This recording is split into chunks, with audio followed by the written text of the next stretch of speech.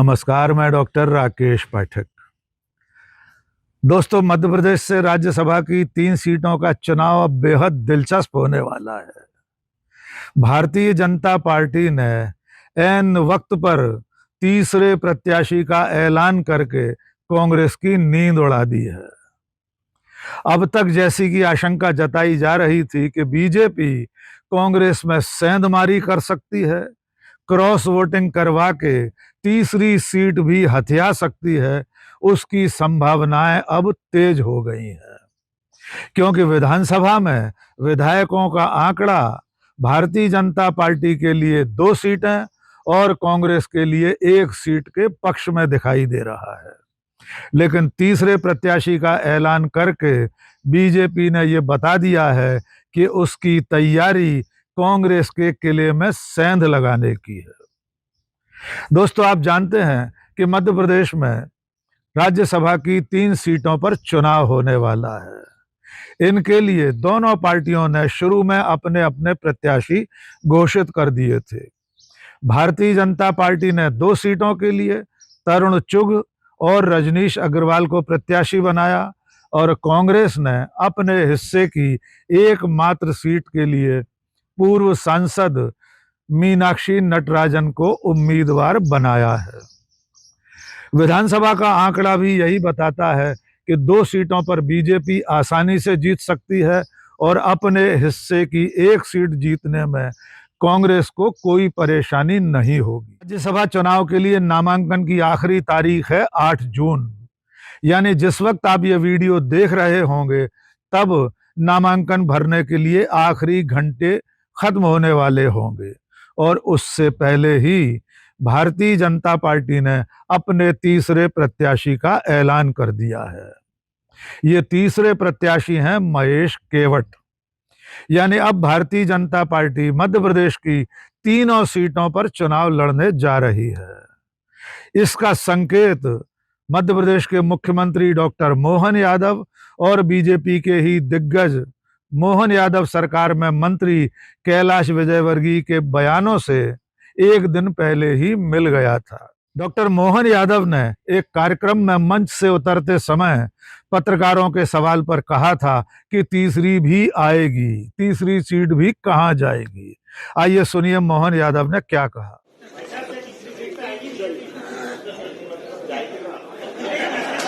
इसके बाद दूसरा बयान सामने आया मोहन सरकार में ही मंत्री कैलाश विजयवर्गीय का। जब उनसे इस बारे में पूछा गया तब उन्होंने कहा कि अगर पार्टी तीसरा प्रत्याशी देती है तो हम कोशिश करेंगे कि तीसरी सीट भी जीत लें। आइए सुनिए कैलाश विजयवर्गीय ने क्या कहा। और मुझे उम्मीद है दोनों तो जीतेंगे ही। अगर पार्टी कोई तीसरा उम्मीदवार दे तो तीसरे को भी जिताने की कोशिश करेंगे। वैसे कांग्रेस ने मीनाक्षी नटराजन को खड़ा करा, तीसरे को लेकर बड़ा असमंजस चल रहा है। कांग्रेस ही सोच रही है कि बीजेपी तीसरा उम्मीदवार उतारती है तो कहीं ना कहीं मुसीबत प्रदेश अध्यक्ष के लिए और कांग्रेस पार्टी के लिए हो जाएगी। अब देखिए, अगर पार्टी ने हमें कहा कि तीसरा उम्मीदवार हम दे रहे हैं तो फिर हम जिताएंगे उसको। मीनाक्षी नटराजन को खड़ा करा। मोहन यादव और कैलाश विजयवर्गीय के बयानों के अलावा भी मध्य प्रदेश के सियासी गलियारों में कई दिनों से यह चर्चा सरगर्म थी कि बीजेपी ऐन वक्त पर अपना तीसरा प्रत्याशी उतारेगी और उसे जिताने के लिए कांग्रेस विधायक दल में सेंधमारी की तैयारियां चल रही हैं। भारतीय जनता पार्टी ने अपने दोनों घोषित प्रत्याशियों के नामांकन भी जमा करवा दिए।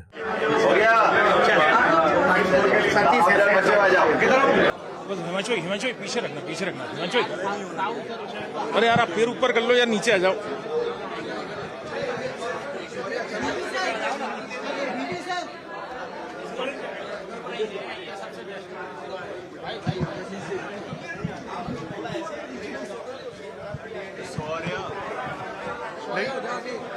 नहीं जाने देंगे।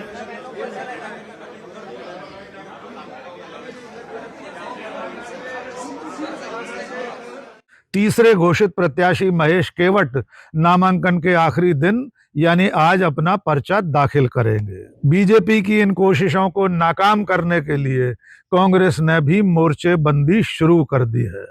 कांग्रेस के दिग्गज भूतपूर्व मुख्यमंत्री दिग्विजय सिंह, जिनके रिटायरमेंट से ये सीट खाली हुई है, वे प्रदेश कांग्रेस कार्यालय पहुंचे और कांग्रेस के विधायकों के साथ उन्होंने बातचीत की। प्रदेश कांग्रेस अध्यक्ष जीतू पटवारी, नेता प्रतिपक्ष उमंग सिंघार और कांग्रेस के तमाम विधायक इस वक्त अपनी प्रत्याशी मीनाक्षी नटराजन के साथ दिखाई दे रहे हैं। जीतू पटवारी ने कांग्रेस विधायकों की एकजुटता का ऐलान भी किया है। विधायकों के साथ बैठक के बाद जीतू पटवारी ने जो कुछ कहा, उन्हीं की जुबानी सुन लेते हैं। नटराजन जी आज हमारी प्रत्याशी है, पार्टी की प्रत्याशी है। आदरणीय खड़गे जी और आदरणीय राहुल जी की प्रत्याशी है। सारे विधायक दल ने, जैसा उमंग सिंघार जी ने बड़ी दृढ़ता से कहा, एकजुटता के साथ, एक साथ होके, हर परिस्थिति से निपटने के साथ हम राज्यसभा का चुनाव कांग्रेस पार्टी के सदस्य को सदन में भेजेंगे। इस दृढ़ संकल्प के साथ हमारी आज मीटिंग आहूत हुई। हमारे विधायक दल के नेता आदरणीय उमंग सिंघार जी ने, आदरणीय कमलनाथ जी ने, आदरणीय विवेक तनखा जी ने, आदरणीय दिग्विजय सिंह जी ने, सब ने मैं समझता हूं कि एक साथ ऑनलाइन होके जिस तरीके से अपनी बात रखी, पूरे पार्टी के विधायकों को मैं एक मैसिव संदेश दिया और बदलती हुई राजनीति का, मध्य प्रदेश में बदलती हुई परिस्थिति का और देश में राजनीतिक परिस्थिति, कांग्रेस पार्टी और राहुल गांधी के प्रति जो विश्वास आम जन में बढ़ रहा है, उस भावना का घोतक एक तरह से सबने दृढ़ संकल्प लिया। मैं फिर से धन्यवाद देता हूं सारे विधायक जन को। मैं धन्यवाद देता हूं हमारे सीएलपी के हमारे नेता जी को, जिन्होंने इस मीटिंग को आहूत जिस तरीके से एकजुटता के साथ हम सब ने अपना दृढ़ता दिखाई। हर हालत में मीनाक्षी जी, हर परिस्थिति में मीनाक्षी जी कांग्रेस की राज्यसभा की सांसद होकर जाएगी। लेकिन दोस्तों, भले ही जीतू पटवारी कांग्रेस विधायकों की एकता का दम भर रहे हों, भले ही वे ये कह रहे हों कि कांग्रेस के विधायक एकजुट हैं, कोई क्रॉस वोटिंग नहीं करेगा, लेकिन फिर भी इस आशंका या संभावना से इनकार नहीं किया जा सकता कि कांग्रेस के कुछ विधायक बीजेपी के साथ जा सकते हैं। ऐसे कौन कौन विधायक हैं जिनकी निष्ठा पार्टी के प्रति इस वक्त संदिग्ध दिखाई दे रही है? आइए अब आपको बताते हैं कि कांग्रेस विधायक दल में वे कौन से विधायक हैं जिन पर संदेह की सुई अटकी हुई है। वे कौन से विधायक हैं जिनको लेकर पार्टी के भीतर भी ये कुहासा बना हुआ है कि कहीं वे राज्यसभा चुनाव में क्रॉस वोटिंग तो नहीं कर देंगे। इनमें पहला नाम है विधानसभा में कांग्रेस विधायक दल के उपनेता हेमंत कटारे। हेमंत कटारे अब उपनेता नहीं हैं, क्योंकि उन्होंने पिछले सत्र में, बजट सत्र में, एक दिन पहले उपनेता पद से त्यागपत्र दे दिया था। ऐसा माना जाता है कि हेमंत कटारे और नेता प्रतिपक्ष उमंग सिंघार के बीच तालमेल ठीक नहीं है, जिसके चलते हेमंत कटारे ने उपनेता का पद छोड़ दिया था। यद्यपि बाद में हेमंत कटारे ने कहा था कि उनकी रगों में अपने पिता स्वर्गीय सत्यदेव कटारे का खून है, वे कांग्रेसी हैं और कांग्रेस के खिलाफ कभी नहीं जाएंगे।